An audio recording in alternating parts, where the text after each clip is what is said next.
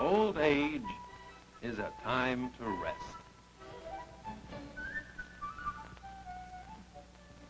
A time to take things easy.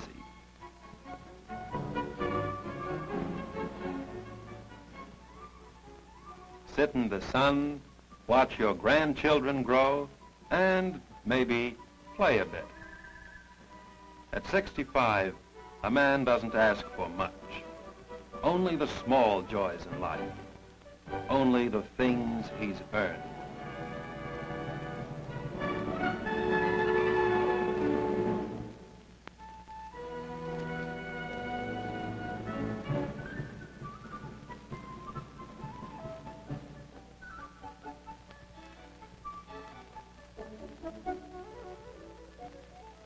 Old age is a time to rest. But not for people like Pat Donald. When Pat retired, it was to this.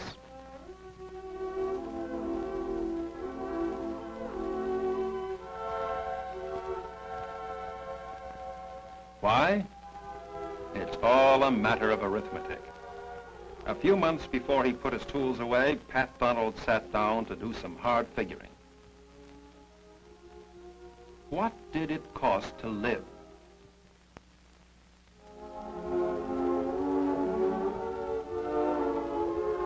Cut this, cut that, just keep the bare necessities of a decent life.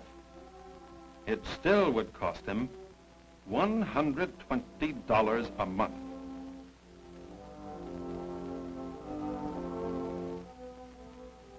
And now, expected income.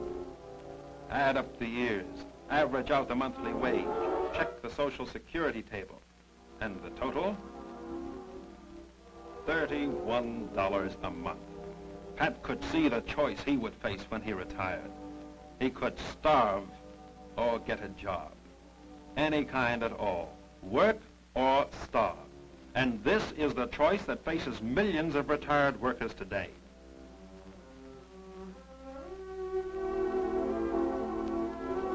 There are more than 10 million people in the United States over the age of 65 today, and 5 million of them depend on some form of charity to make ends meet.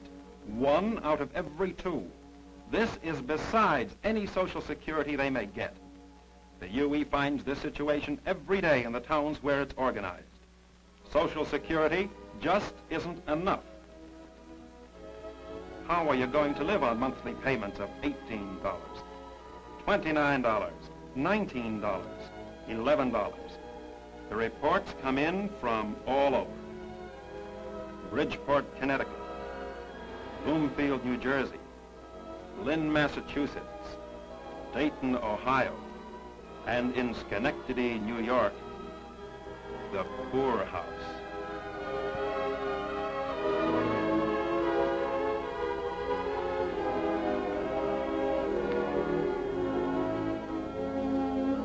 Eleven retired General Electric workers had no place to go but here.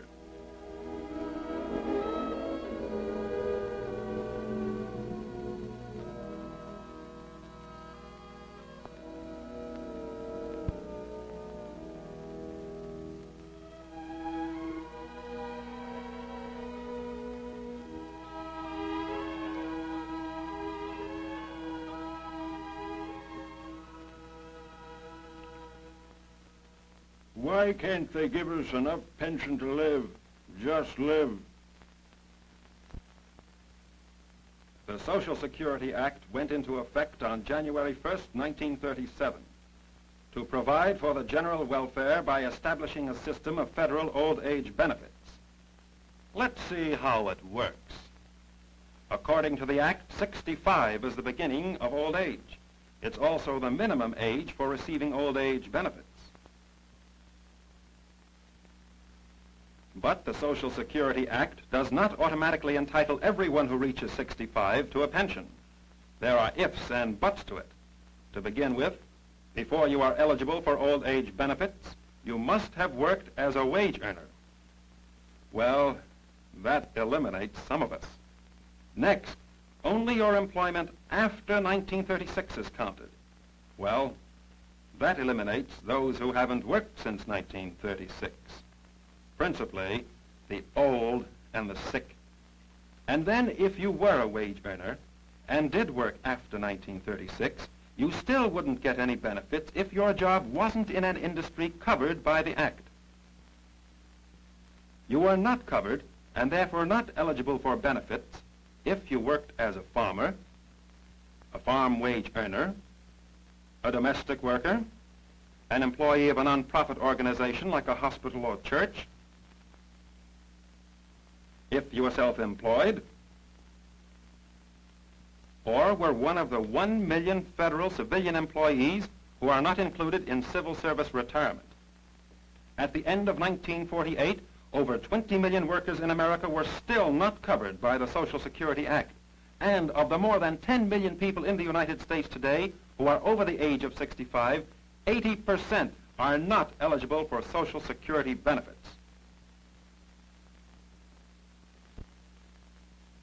Well, let's see how it works for someone who worked in an industry that was covered by the Social Security Act.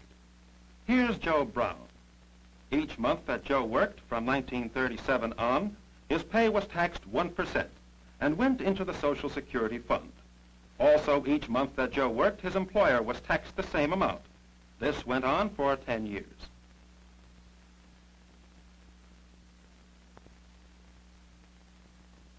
And then Joe became 65.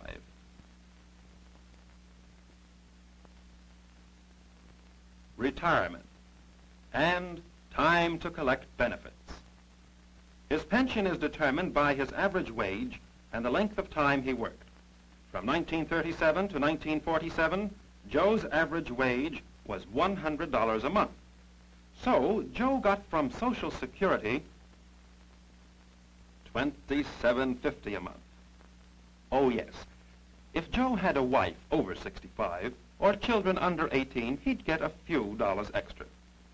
But even if Joe had averaged $250 a month in wages, the maximum allowed in calculating benefits, he'd still only get $44 a month. And under the present act, if Joe could keep working until 1977, giving him 40 years coverage under Social Security, he could still only get a maximum of $56 a month. $56 a month, and that after working 40 years. The result? Joe must dip into his savings as soon as he retires. That is, if he has any. In 1947, the average American family had less than $500 in savings. So, even though he's already been retired once, Joe would have to go to work, if he could find a job. Or perhaps finally, he would mortgage his home, if he had a home, or move in with his kids.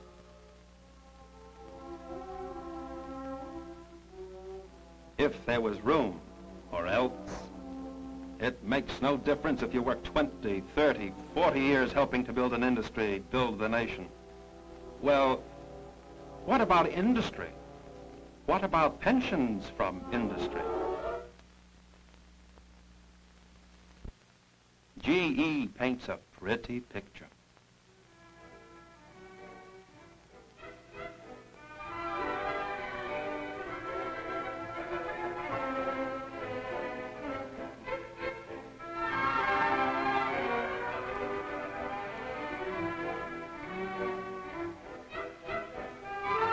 That's the picture they paint.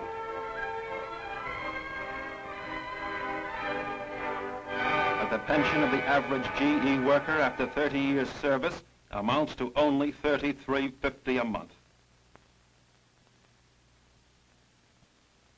Wonder who they meant? It couldn't be Charles E. Wilson, president of GE, could it? Mr. Wilson will retire on a pension of $5,500 a month. You heard it, brother, $5,500 a month, and that's every month in the year. At Westinghouse, Mr. William A. Price, president, will get a pension of $18,000 a year. For his workers, Nothing for those making under $3,000 a year. At Sylvania, President Don G. Mitchell will get over $12,500 a year. For his workers, a pittance. At General Motors, for Charles E. Wilson when he retires, $25,000 a year. For his workers, nothing. At Philco, William Balderston will get over $24,000 a year. His workers, nothing. And so forth throughout the country. The Bureau of Internal Revenue reports that there are about 7,000 industrial pension plans which they approved and exempted from taxation. Sounds like a lot, doesn't it? Yet this is less than 2% of the number of active corporations in the country. And of this 2%, only 29% of the employees were included in the company pension plans. Yes, it works very nicely for the executives. But if it adds up to poverty for the worker, what then? Well, the Social Security Act also has a provision for those hardship cases needing additional help, enabling the several states to make adequate provisions for aged persons. Let's see if this plan results in adequate provisions. If Jack Jones needs help, he goes to the welfare board in his local county. The welfare board is required to check all of Mr. Jones's assets. Do you have any savings, Mr. Jones? How much property? Can't you live with your son-in-law? Mr. Jones, do you have any insurance? Can you liquidate any of your assets? Etc., etc., etc. If the welfare board is finally satisfied that Mr. Jones is really a hardship case, then they declare him eligible for old age relief assistance. But what Mr. Jones receives depends not on his needs, but on what his county and state can afford. For the county and state must share this old age relief cost with the federal government. And since when can living on relief be considered an adequate provision? The Welfare Department in Schenectady, New York. Public Welfare Commissioner Leo Vosberg. In Schenectady County, approximately 50% of all our relief cases are old folks over 65 years of age. A good many of them are receiving Social Security benefits. However, these benefits are totally inadequate to provide them with the bare necessities of life.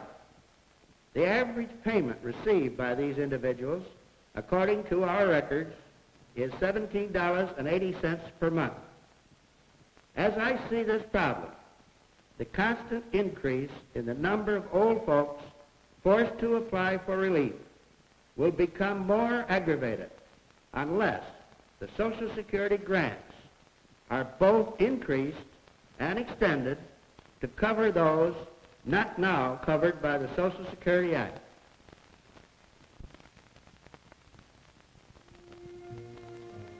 The UE demands adequate old age benefits, and adequate means enough to live on. The University of California's Heller Committee has found that $220 a month is necessary for a decent living standard for two people. The income of most elderly people is far beneath this. UE says the senior citizens of our land must not be thrown on the scrap heap. Their welfare remains the joint responsibility of government and industry. Therefore, the UE demands a combined minimum pension payment from government and industry of $120 a month for every individual worker. This is not charity, but a debt owed to those who helped to create the great wealth of this nation. And the country can easily afford it. America is the richest land in the world. Factories, mines, mills, and farms overflowing with goods. Year by year, the income of the nation has grown. 1939, 73 billions. 1943, 170 billions. 1947, 202 billions. 1948, 226 billions. And year by year, the profits of the large corporations have gone zooming upward. 1939, 4.1 billions after taxes. 1943, 10.4 billions. 1947, 18.1 billions. 1948, 21.4 billions. But old age benefits?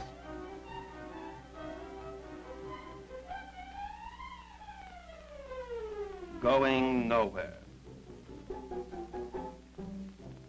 Yes, there's wealth enough for a decent life for all, young and old. These hands grew old, building the earth's richest nation, building the wealthiest corporations in the world. We owe them a decent life, and we can afford it. We can afford it right now.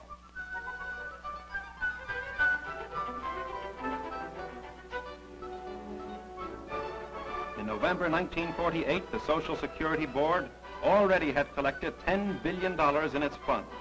$10 billion, and more coming in all the time. But only a little more than $500 million going out each year for retirement benefits.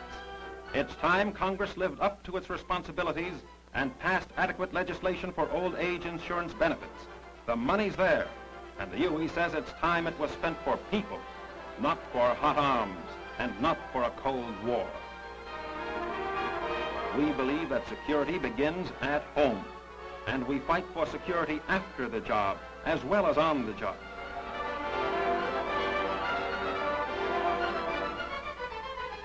Pension clubs spring up in UE towns all over the country, one to a plant.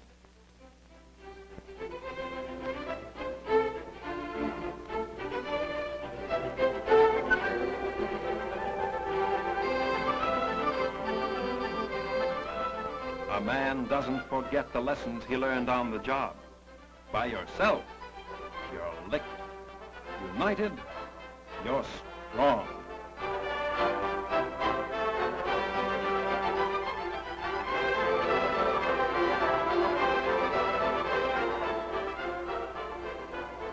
Yes, all UE members, young and old, know that you've got to fight for security after the job as well as on the job. UE is taking this fight to industry, insisting that people are as important as profits.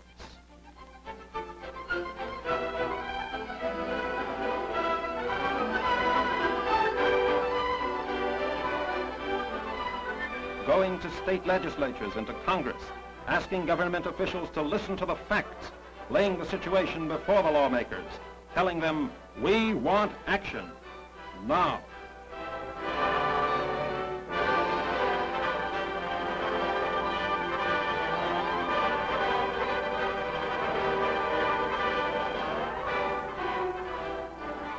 And the UE is explaining the problem of the pensioner to the community. It's everybody's business. And every signed petition adds another voice, demanding that Congress do something to help. Businessmen understand the economics of it. And the men of religion, of every faith, join in the campaign. Yes, it's everybody's business.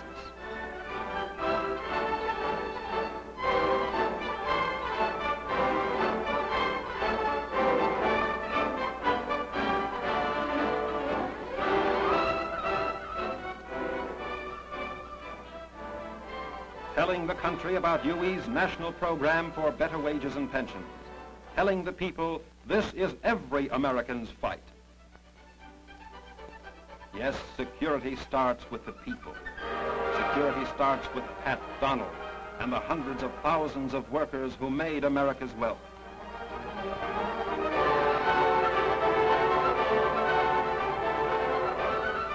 We fight for this now, so old age can be not a scrap heap,